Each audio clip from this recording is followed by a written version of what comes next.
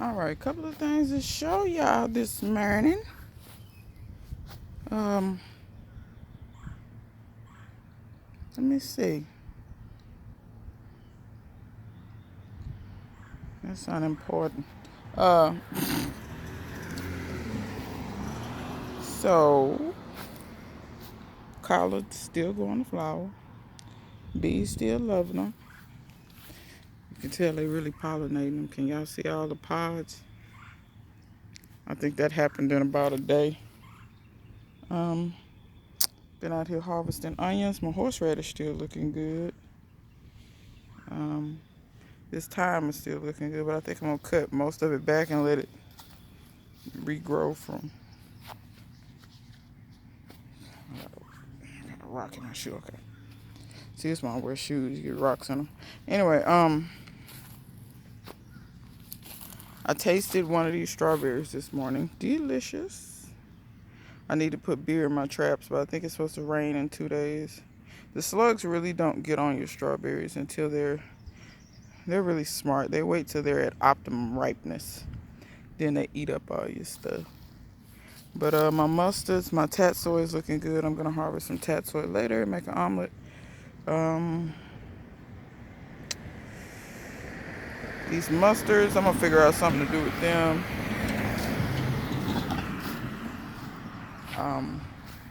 And I'm just gonna kind of breeze through this stuff because this stuff is just, it's just doing what it does in spring, just growing. So growth there. These are dragon tail radishes, which I honestly think dragon tail and purple rat tail are the same thing. My kohlrabi finally got some flowers that bloomed out. And I did harvest yesterday. I harvested a whole lot of kohlrabi leaves, collard, kale, all that to make a pot of greens for Easter. So I did all that. And this is a weed coming up through here. Because when they get this height, you most definitely got to come out. Oh, yeah. Yeah, see that? I forget which brassica this is, but they look really, really good. This one is starting to really come on. Lettuce still looking good. Still hasn't bolted, but I'm pretty sure it's starting to bolt. You see how tall it's getting? When it starts to get tall like that, it's bolting. My oregano wasn't doing so hot. Well, it just had a few little limbs. What I did was I cut it all back down to the ground. And I think that's what I'm going to do to that thyme. You cut it all back down to the ground, and then it'll start wanting to actually regrow.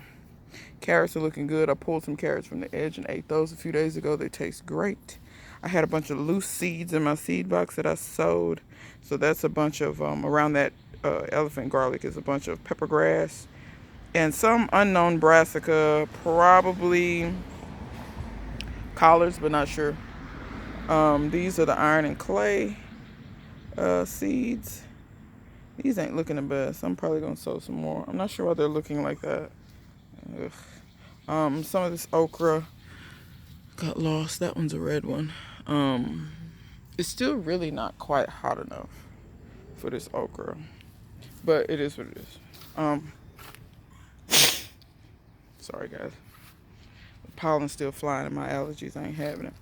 Them the pomegranates that Pit Stop Kitchen and Garden sent me. They're looking great. Matter of fact, see it's putting on a little branch. Putting on some branches. So I'm confident that those are putting on roots.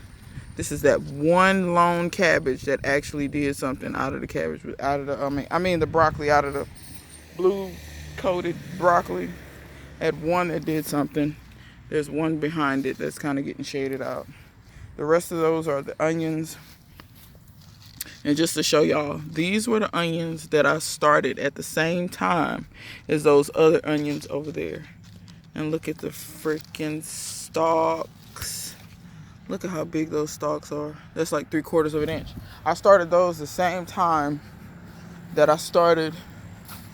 I'm gonna show y'all these over here.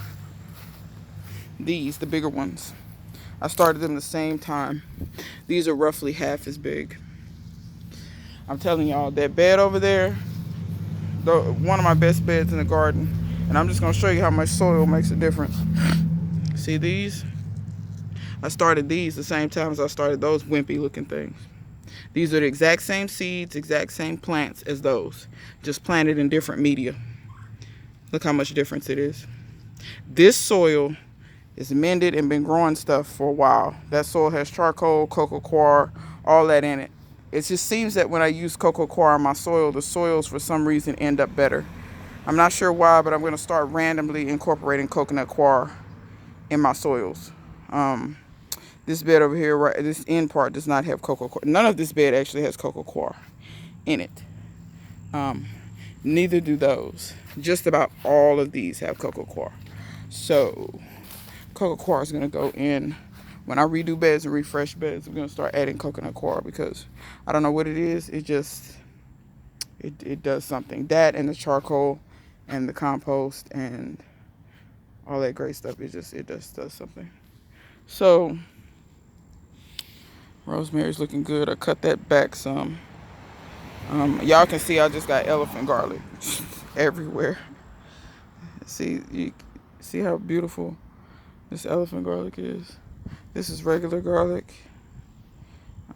That's regular garlic. Elephant garlic. I think I'm going to go to growing elephant garlic exclusively, I think. Thus, Romanesco broccoli. These two are the best beds that I have in my garden, but bar none, my tire beds are better than all of them. Number one, because they're the oldest. Number two, like I said, coco coir. Beets back there. Beets looking good. All this is going to flower. I'm leaving all these flowers for the bees. This is the newest bed, newest edition. This one needs to get coco coir, and I probably will just top dress this with coco coir. And as I work the bed, it'll work in. I see this looks like a squash coming up here. So I see one. That's the only thing that's germinated out of this bed. I have callaloo in the back. I have okra and squash up here. So my idea is the callaloo gets tall, the okra gets tall, the squash is going to kind of stay more towards the ground, shade the ground, help the bed to stay moist. I may mulch that still, but I'm planting my plants with that idea in mind. These beds where you can see dirt, never fear, plants are going to go in there. I have transplants in the back that I need to work into these beds. These are the pigeon peas, supposed to be the best tasting cow pea. Y'all can see these were my peas that made it through the ice. And y'all can see they putting, for the ones that made it. I know some of this looks kind of beat up, but for the ones that's made it, they are making peas. And the peas do taste absolutely delicious. I hate that the ice did what it did. I could have got a lot more out of that. But wanted to show you guys this. So I thought I had grass coming up in here. It's not grass. Can y'all see that? This right here is green. Green. That's all rice.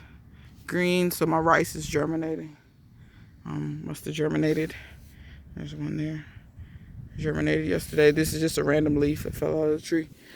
So yeah, I have my rice germinating. I have a couple up here germinating too.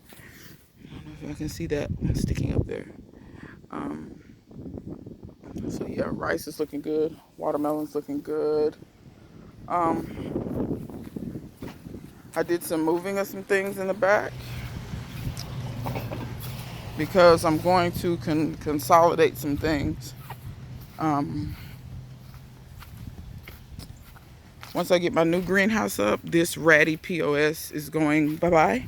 Well, I'm going to keep the shelves, but it's not going to be there. I'm going to put the shelves in the new greenhouse.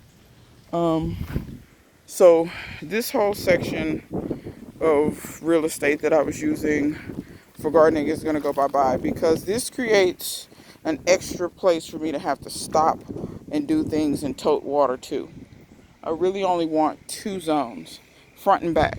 So everything in the front, all the established planted beds, and then all the stuff in the back. So, but I did want to show you guys this. So, for those saying, get another blueberry bush, it'll make more blueberries. You're right, but at the same time, do y'all see all this? Like really, this is, I only have 1 bush. I was gonna buy another bush. I was actually gonna buy 6 bushes, but something happened, and something happened. So like the seller basically sold out. I waited too long. But do y'all see this? I have never gotten this many blueberries. This bush absolutely loves its soil. Now, look out there. Can y'all see all those little clusters of balls?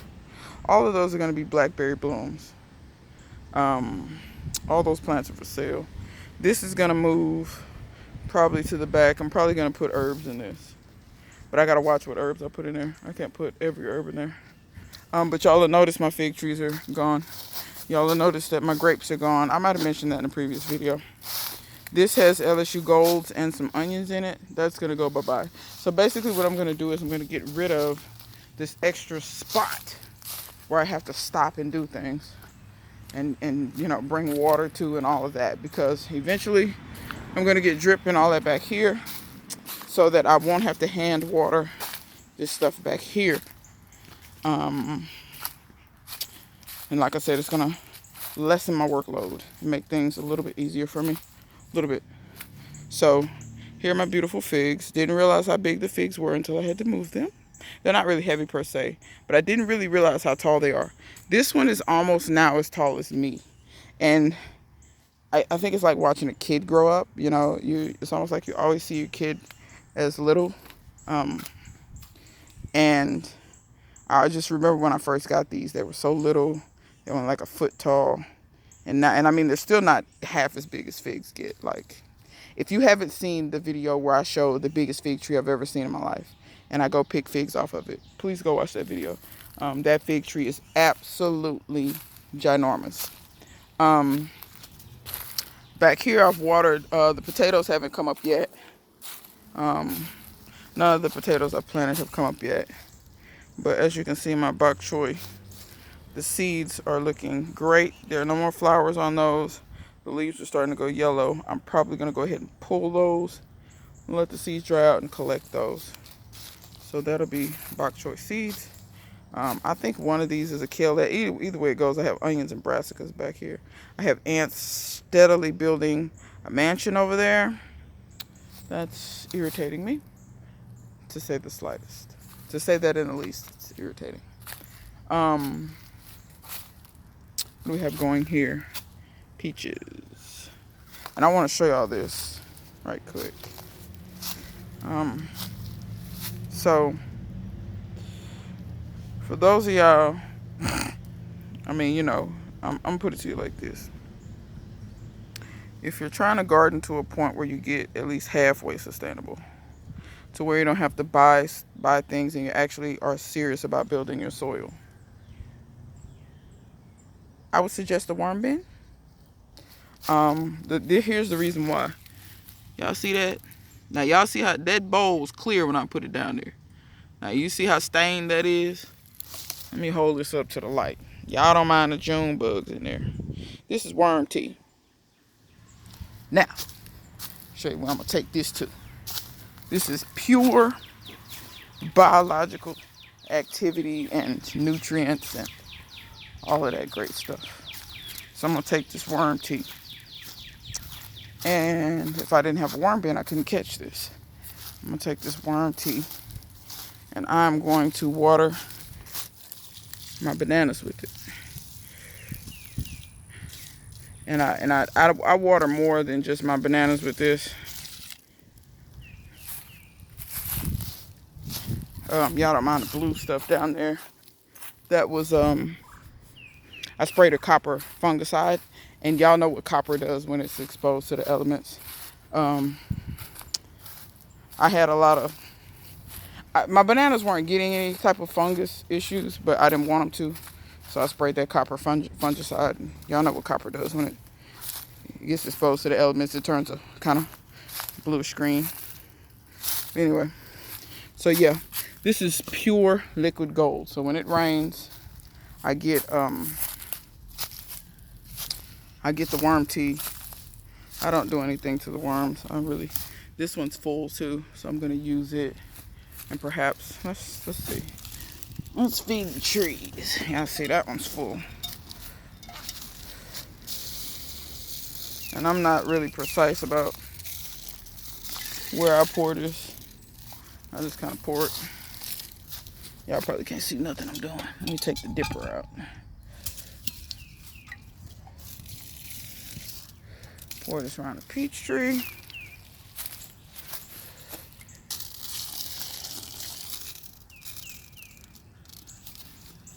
And is that a lot? No. But over time, trust me, that helps your soils. Put that back. So I can collect some more worm tea out of that. Kumquat's doing all right. It's putting on new growth.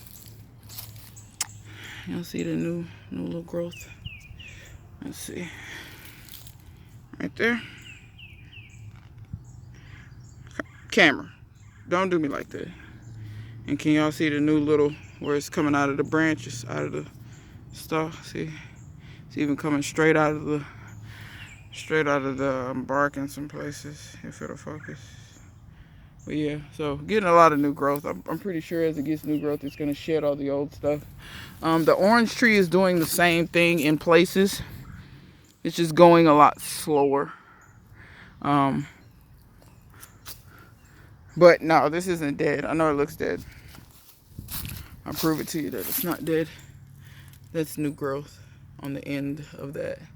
And there's new stuff growing out right there in several places on the bark. It's just so small, it's hard to see it.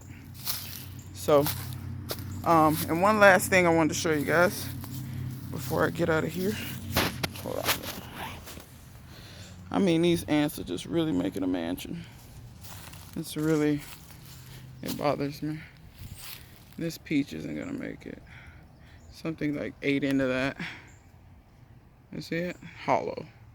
Something ate into this one too. Unless it just didn't form right. No, it just didn't form right. Because that one's really hard. It just didn't form right. Sometimes you have peaches that do that. Plants are just like animals. Everything doesn't always work out. So back to my bee box. The first 3 days there were bees.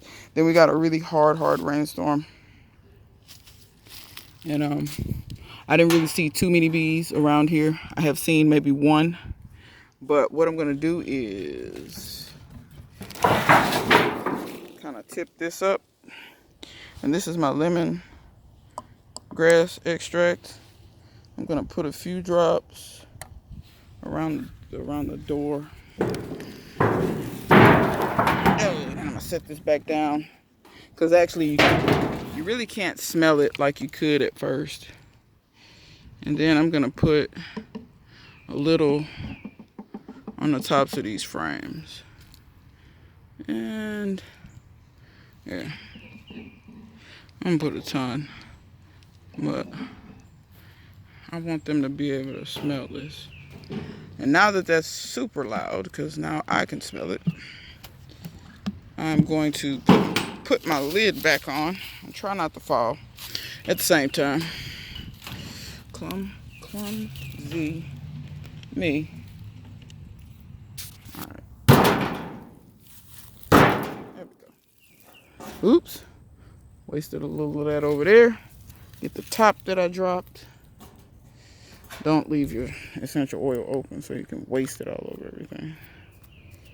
And I just got this on eBay for $3. If anybody's wondering, well, it may have been $4, but that's that. I'm gonna come back later on today and see how the bees are doing. See if I saw one bee today. I think that was a scout bee. He was sniffing around it, curious about it. But I hadn't seen a whole lot of activity since that rainstorm a few days ago. Now, okay, gnats is flying in herds. Like, my God. Okay, so coming back here to check on the grapes that I relocated. So these grapes are doing great. I didn't protect these at all in the ice. If you get snow and ice, I would say I don't think you have to worry about your grapes. That's the other vine over there. It's always been much longer. Hopefully this one will get longer this year, because it'll put out some tendrils and grab some stuff. I'm not going to leave these growing like this on the ground, I assure you. See this crepe myrtle and that crepe myrtle. I'm going to tie wire or nylon string or something that's fairly strong from there to there several times to make basically something for these to climb on and be supported by. I'm also going to kill that poison ivy right there. That just sprang up. Been doing some clearing back here. And because as y'all can see, don't that look different? Looks way different. At least to me it does. It looked terrible before. I still got never plant Chinese privet. That stuff is the worst stuff on earth. I think this is a mulberry. I'm not sure, but I think that's a mulberry. Anyway, the leaves look like mulberry. Pile of charcoal still left. Moved my gym, but it's not done yet. I gotta move the tent and move more weights, more equipment. But that's how everything's looking. I moved the tree collards back here. I'm gonna plant them in the ground somewhere. I want to show you what I did to the big pear tree right quick, and then I'm gonna let y'all go because this video is long enough. Past long enough. I'm gonna give y'all a quick little look at my little seedlings and stuff. This is all my stuff that I started. That stuff over there that I started. This turmeric over there. I need to plant it. I'm gonna plant it over there in that big pot, in that big container. I need a spot for ginger too. Anyway, I don't have my ginger yet, but I need to get a spot. These are the tree collards. They are growing exponentially, but I want to get them in the ground because I know that they would grow much better in the ground, even faster, bigger leaves, etc. But I want y'all to look. Like, can y'all see the work that your girl put in? Look how clean and clear that is. Arr. Your girl was out here working. So when I say I've been busy, I mean that. Like, it's not a joke around these parts. So y'all look at my big pear tree. He's still real ugly, but he's pretty but ugly at the same time. So now y'all can see more what I was talking about. This tree, I'm not sure when, I'm not sure why. I don't know if it grew in a Y pattern like this or it split or what. But see that hole in there? Basically soil started collecting in those places. And soil collects in a tree and basically it breaks down and the tree was turning into soil. But it's still alive. It still bears really heavily. But I cut a lot of limbs out of it. Y'all remember that limb that was way up there that I got on the ladder? That limb died. This tree kind of has fire blight, and I say kind of because when I see it I try to cut it out, but it does have limbs that die back. I assume that this limb that y'all saw me harvest off of last year will probably die back, but I'm okay with that because I really want to bring this tree down a lot. I want to cut that off, but I'm not going to cut it off just yet. I'm going to let this have all this foliage right now and just put energy into the tree, into the roots. I do. Yes, Felix. Yes.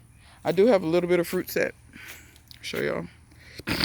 So this pear tree does bear every year, but when it bears super heavy like it did last year, it will not bear that heavy this year. It will bear, but it will not bear that heavy. It just, trees cannot. That's one reason why they recommend you thin. I did not thin last year. I just let the tree do what it wanted. Y'all see that? That's not really good. That's why I say this tree is pending probably death. At some point. But I'll hang on to it as long as I can. I know, Fee. I'm sorry. But yeah, that's why they recommend you thin some, because trees will become kind of they'll fruit heavy one year and barely fruit at all the next year. So that's kind of what my tree does. I'm fine with that. I'm gonna be honest, y'all. Sometimes when it comes to certain stuff, I don't want heavy yields like that every single year. And you just see the bark just.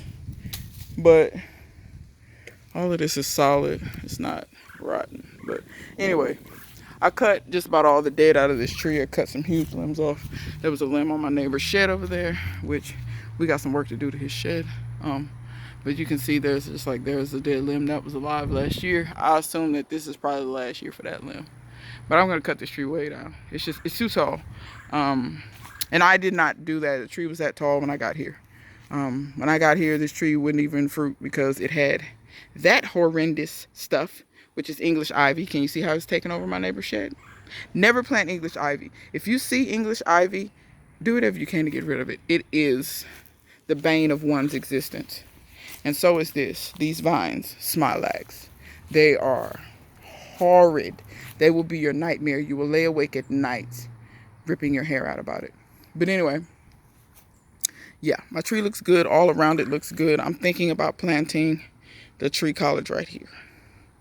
I'm not worried about planting the tree college close to each other. Well, I may plant 3 on this side and 3 on that side. That's probably what I'm going to do. And I will give them some support of some sort. Oh, there's a lizard in the pear tree. Can y'all see him going up? He stopped. I started talking about him. You see him? He's moving. Okay, but anyway, that is all of what I wanted to show you guys. This video is way too long. So, till next time, see you guys later.